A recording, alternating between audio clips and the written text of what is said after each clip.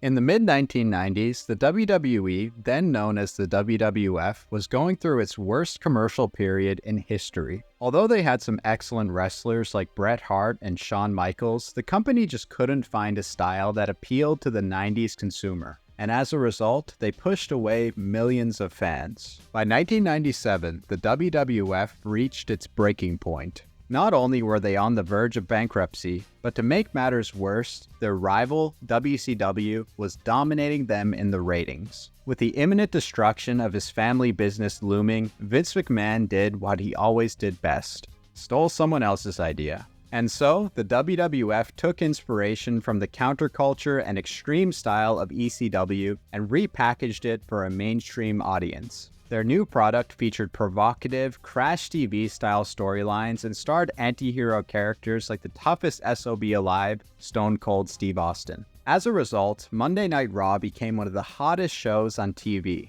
The WWF coined this boom period, which lasted from 1997 to 2001, as the Attitude Era. This term has been widely used for years among wrestling fans, but I believe that it has a lot of utility outside of the world of professional wrestling, because in the late 90s and early 2000s, almost every part of pop culture was engulfed in an attitude era of its own. During that time, there was an onslaught of offensive and controversial media that was mainly targeted at a young male audience. There was Crash TV, adult cartoons, raunchy teen comedies, and tons of CDs with that parental advisory label. From roughly 1997 to 2004, we experienced a period of anti-political correctness that existed in stark contrast to what we have today. So spike your hair, grab your skateboard, and raise that middle finger high. It's time to talk about the Y2K Attitude Era.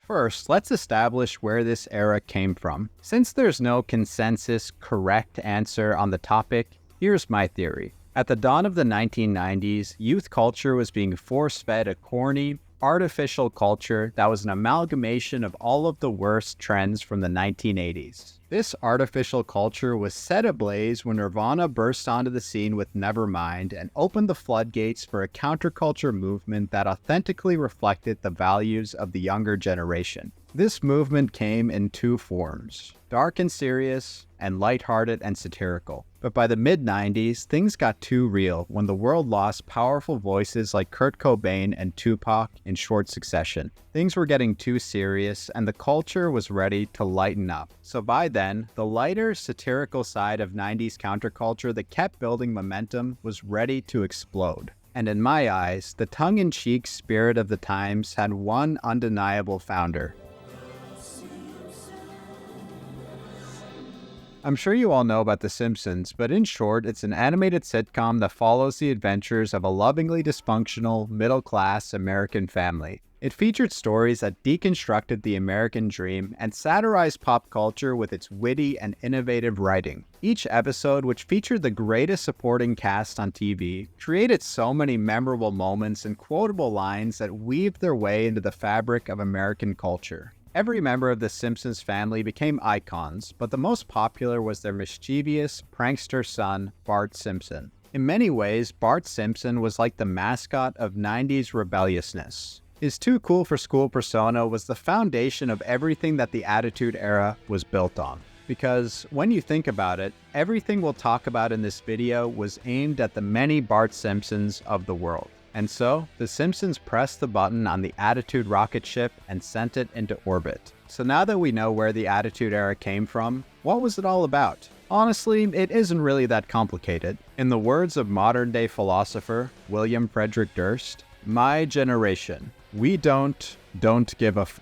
Sadly, I have to give a f since I'm a YouTuber in 2024. Either way, that was the mantra that inspired a generation of meddling kids. If you were an Attitude Era kid, you didn't care what anyone thought. You were a free spirit who would never conform to anything. Just like all of your friends. Attitude Era content was shocking and offensive, with foul-mouthed toilet humor that corrupted the fragile minds of children everywhere. And we loved every second of it. Another major part of the trend was reference humor. You see, the monoculture identity in the late 90s and early 2000s was much stronger than it is now. The big movies and music of that time were inescapable, and unless you were living under a rock, you knew what was happening. And that's where all the pop culture reference jokes came in. If you want to experience the most reference humor per minute, watch some early episodes of Family Guy. After that, go listen to 1 Week by Bare Naked Ladies. And then try not to notice that Stephen Page kind of looks like a slim Peter Griffin. See?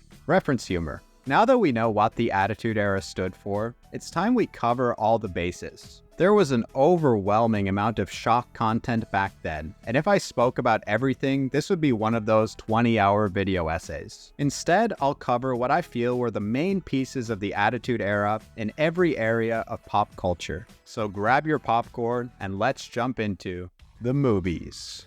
When you talk about edgy Y2K era movies, the obvious place to start is Fight Club. Fight Club represented the angst that a generation of young men felt at that time. The need to escape from the social pressure of following the same curated, consumerist lifestyle as everyone else. The desire to smash up your cubicle and to live freely. A world that had no outlet for the primal rage that every man feels deep down. Everything about Fight Club, from its grimy aesthetic to its satirical humor, tapped into the anti-establishment spirit of that time. And while movies like Fight Club represented the aggressive side of the Attitude Era, its steez was definitely the comedies. In the 90s, a new generation of comedians burst onto the scene and became major movie stars. The one who brought the most attitude to the big screen was definitely Adam Sandler. From the mid-90s onward, Sandler was on fire with a string of hit comedies like Billy Madison, Happy Gilmore, and The Waterboy. These movies offered a lowbrow and crude, yet sincere brand of comedy. They were loud, in-your-face, and hilarious. Sandler was almost deceptively funny, with his trademark ability to transfer from a sweet, lovable guy into a rage-filled psychopath on a moment's notice. His movies inspired a frat boy era of comedy that starred many of his SNL friends. And aside from those, there were two specific comedy genres that blew up at that time. The first were the parody/spoof movies. This run started with Mike Myers' 1997 film, Austin Powers' International Man of Mystery.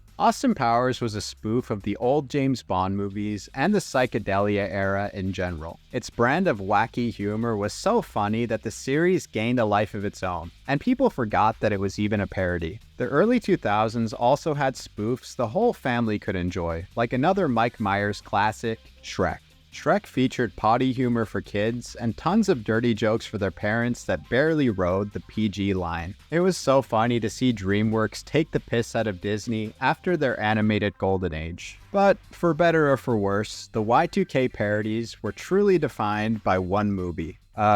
Scary Movie. 2000's Scary Movie roasted popular horror movies of the time by recreating their scenes in the most ridiculous way possible. It was so stupid and over the top that you just had to laugh. I mean, who can forget Ghostface getting high with Shorty or Brenda getting murdered in the theater? The franchise was extremely successful and inspired a string of god-awful parody movies that should all be erased from existence. Except for you, Not Another Teen Movie. You can stay. And speaking of teen movies, one series undeniably ruled the Attitude Era, American Pie. By 1999, it had been a while since there were any classic R-rated teen comedies. Then American Pie came and filled that hole perfectly. The first movie is mostly remembered for its raunchy humor, but it also had relatable and sweet moments. So many things from the movie, like the term MILF and characters like Stifler, quickly entered the public consciousness. It also had a killer soundtrack that really captured the sound of that time. The success of American Pie led to a boom of raunchy teen comedies in the early aughts. These movies all upped the ante on the sex jokes and the nudity, which created a universal memory for anyone who grew up back then. Waiting for the booby scene with your friends and having someone's mom walk in at the exact moment that they appeared. And just as many classics of the Attitude Era appeared on the television. Attitude Era TV was jam-packed with wild programming that was designed to grab your attention. And where better to start with than the face of car crash TV, The Jerry Springer Show. The Jerry Springer Show was the epitome of a televised dumpster fire. Something we all pretended to be above but secretly loved. A space that's currently occupied by YouTube drama channels. Springer featured a number of segments that displayed the decay of American values for all the world to see. At the end of the show, Jerry always had a final thought monologue where he instilled some kind of wisdom out of the chaos. It's funny how, despite the depravity around him, Springer always seemed like a decent guy. I think it's because he was honest about what his show was and wasn't trying to act like some benevolent savior like Dr. Phil. Shows like Jerry Springer opened the door for more shock TV. At the time, the king of shock had to be Tom Green, who had a reality show on MTV where he pulled insane pranks on the public. My favorite being the time he ordered a Subway sandwich that would make Shaggy and Scooby blush. But while Tom Green was great, the kings of MTV were definitely Jackass. Jackass was a reality comedy show that featured a group of guys who acted like, well, jackasses. Their main activities consisted of doing insane stunts, gross-out dares, pranks, and tormenting Bam's family. Its awesome crew was led by the three musketeers of jackassery. First, you had Knoxville, the leader who was kind of like a daredevil version of Jack Nicholson. Then there was Steve-O, who was a chill stoner dude who would do any insane stunt imaginable. And lastly, you had the heartthrob skater punk of the group, Bam Margera. Words cannot describe how cool these guys were at the time. They were universally beloved by men and women everywhere and inspired every group of kids to do their own backyard stunts. On the opposite end of reality TV, the Attitude Era featured a ton of adult cartoons, which were watched religiously by children everywhere. While these cartoons followed the path that was set by The Simpsons, by the late 90s, they made their forefather look tame by comparison. There were so many classics like King of the Hill, Family Guy, and Futurama. But there's one cartoon that unquestionably had the most attitude.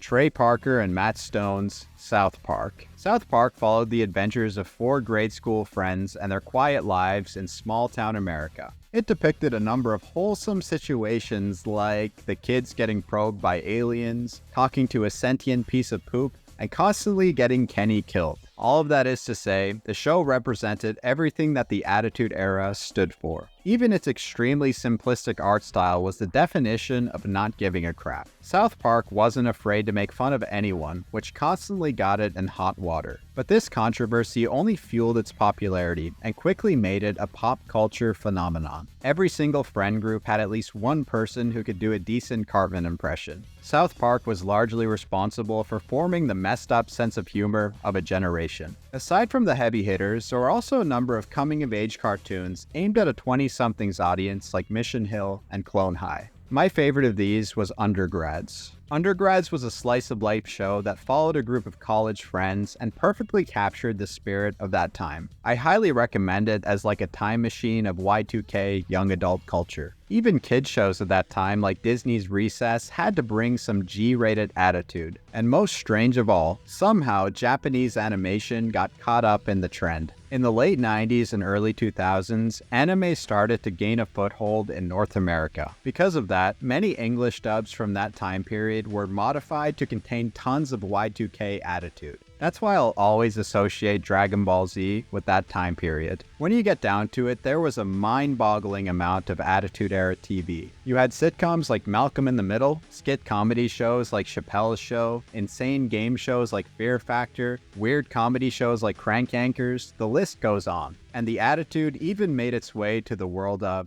sports. At the turn of the millennium, even major American sports had attitude. In the NHL, tough guys like Ty Domi were fan favorites. The MLB had its home run race, which featured completely natural 250-pound mounds of muscle, regularly hitting 50 home runs a year. But of the major American sports, the NBA definitely had the most attitude. In the late 90s, Dennis Rodman dominated the boards on the court and dominated the tabloids off it. And in the early 2000s, Allen Iverson became the face of the hip-hop and basketball crossover. And then there was Ron Artest, but more on him later. But the biggest trend that emerged was the explosion of extreme sports. Extreme sports became a major force in the 1990s, largely due to the X Games that were broadcasted nationally on ESPN. Many extreme sports like motocross, BMX, scooters, and even soap shoes all had their time in the limelight, but none of them caught as much air as skateboarding. Skateboarding was the choice pastime for rebel kids throughout the 90s and kept building momentum in underground circles. This was largely due to a number of awesome tapes of skaters doing innovative tricks that pushed the sport further. But everything changed in 1999 when Tony Hawk hit the first 900 at the X Games. It was a legendary moment that catapulted skateboarding into a mainstream juggernaut. Thanks to Hawk, skateboards ruled the early 2000s counterculture landscape. From then on, they were featured in every music video, the pros became celebrities, and the industry was making money hand over fist. Skateboarding has made an awesome comeback in the 2020s, but it's hard to say if it will ever touch the heights of the Y2K years again. And that's something you could also say about professional wrestling. Yeah, I know, pro wrestling isn't a real sport, but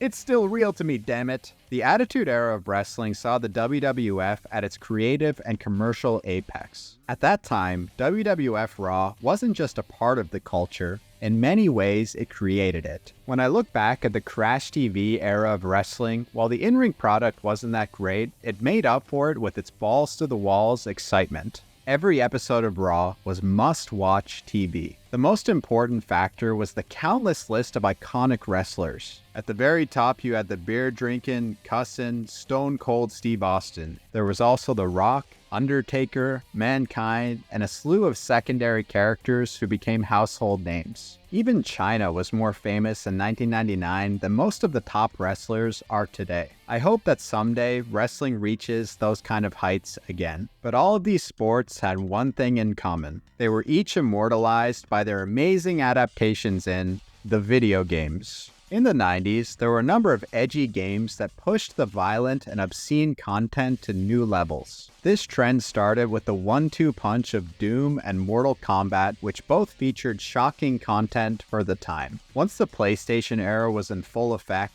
Attitude had completely taken over video games. There were hundreds of games in this vein, so for the time being, I'll focus on 3 that captured the rebellious spirit of that time. The first of these games came from an unlikely source, the Nintendo 64. Unlike Sony and Sega, Nintendo usually kept things family-friendly, but that didn't mean that its third-party publishers had to stick to that mantra. By the mid-90s, Rare Games had a stranglehold on the Big N after releasing the mega-successful Donkey Kong Country series. This gave them leverage to insert their brand of edgy and wacky humor into their games. In 2001, they turned the edginess up to 11 with Conker's Bad Fur Day. Conker's was like an assault on gaming mascots. It mixed the adorable aesthetic of children's games with the most vulgar content imaginable. It featured its cute, tasteless, alcoholic main character fighting a heap of crap and pissing on things in a nightclub. Tons of fun for the whole family, but Conker's was just the tip of the edgy iceberg. 2001 also saw the release of one of the most controversial games of all time,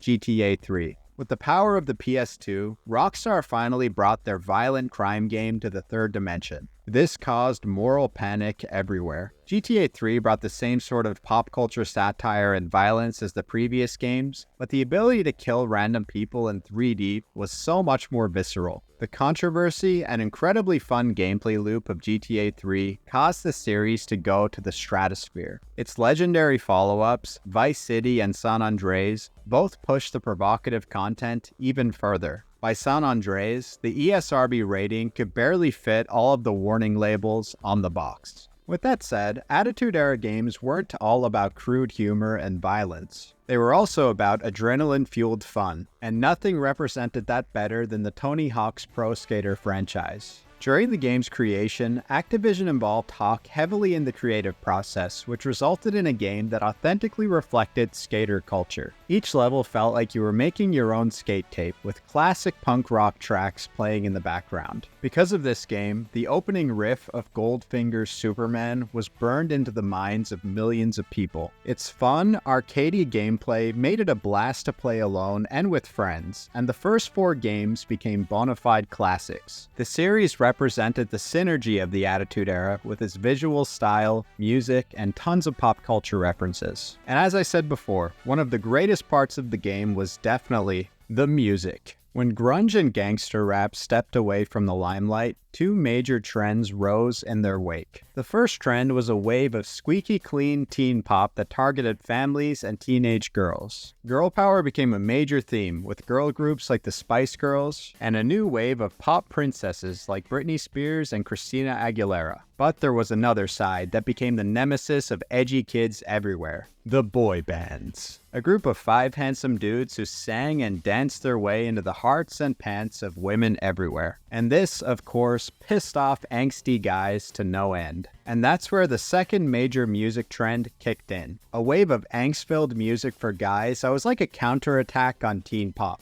And that was the music that defined the Attitude Era. Almost every music genre in the alternative space had some degree of attitude, but the two that made the biggest splash were pop punk and nu metal. So let's start the conversation with pop punk. And where better to start than the California dudes who started the Y2K era of pop punk, Blink-182. After getting their start in the California punk scene, Blink started making major headway with their single, Damn It. And by 1999, they were mainstream superstars with their album, Enema of the State. That year, they were prominently featured in American Pie and were on constant rotation on MTV. Their biggest video was All the Small Things, which was a hilarious parody of all the big boy band videos. What made Blink so great was their catchy, energy-filled songs that had coming-of-age themes that their audience could relate to. The success of Blink-182 led to bands like Sum 41, Simple Plan, and Good Charlotte blowing up and pop punk having its biggest period of commercial success. At the same time, nu metal was also in a boom period. The face of nu metal at the turn of the millennium was definitely Limp Bizkit.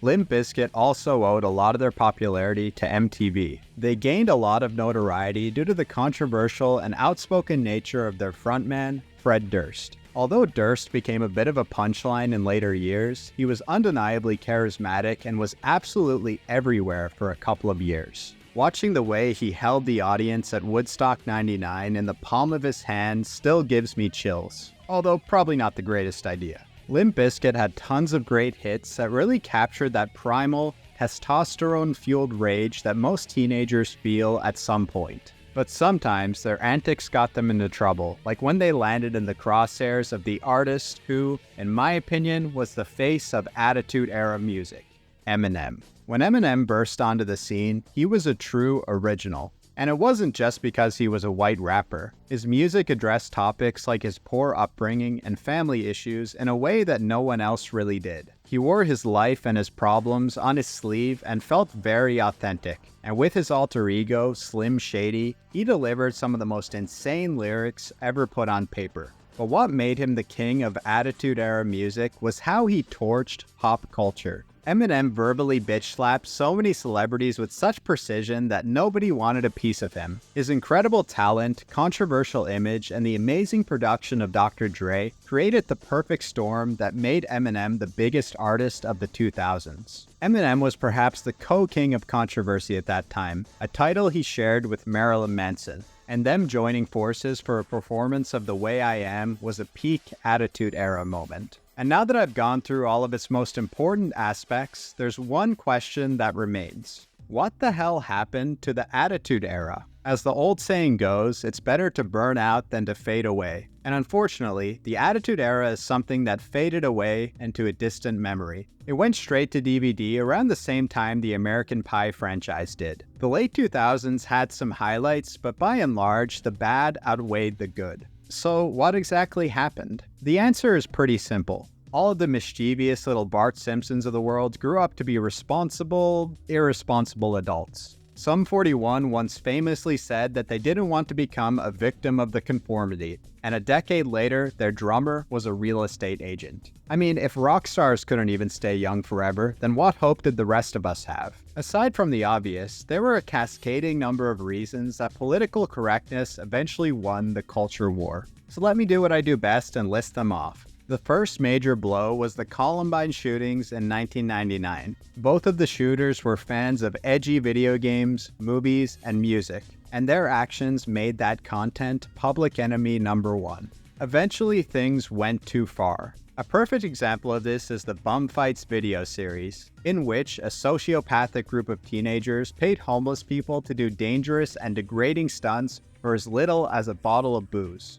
Bum fights was truly awful and should never have existed. But I'm not gonna lie, the bum fights guy punking Dr. Phil will always be classic. In 2002, the WWF got the F out, and in many ways, the fun went with it. But the edgy programming remained until the heinous acts of Chris Benoit in 2007 forced them to go in a different direction. This tragedy left a permanent stain on the wrestling business, and the WWE was never the same.